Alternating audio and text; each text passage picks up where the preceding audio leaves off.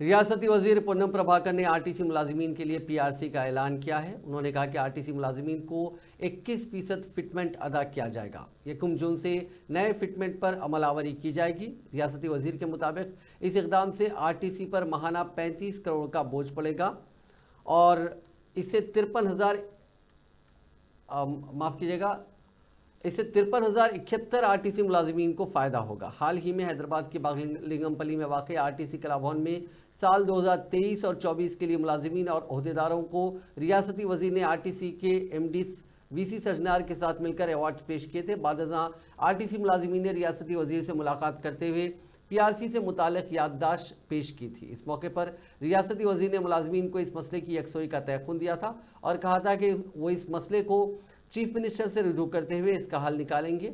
हुकूमत के इस फैसले पर आरटीसी मुलाजिमीन खुश हैं।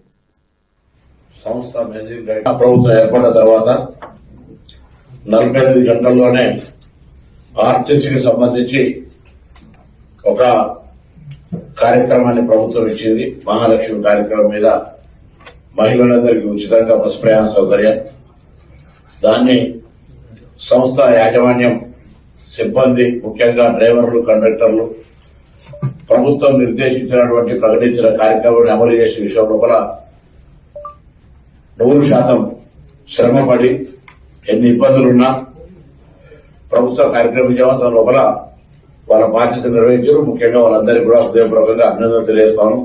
రాష్ట్ర ప్రభుత్వం తరఫున, సంస్థ తరఫున ప్రభుత్వ పథకం తీసుకొని ముందుకు పోవాలన్నప్పుడు దాన్ని అమలు చేసే అధికార యంత్రాంగం 100% శ్రమపడాల్సి వస్తుంది. అందులో భాగంగానే ఈ యొక్క మహిళలకు సంబంధించి ఉచితంగా బస్ ప్రయాణం డిసెంబర్ 9 నాడు ప్రకటిస్తే ఇలా మార్చి 9 దాదాపు 25 కోట్ల దాదాపు మహిళలు ఉచితంగా ప్రయాణం చేశారంటే ఆ కార్యక్రమం ఎంత విజయవంతంగా గ్రామీణ ప్రాంతాల్లో ఉన్నటువంటి అనేక మంది అక్కా చెల్లెలకు ఉపయోగపడుతుందో అర్థమవుతోంది.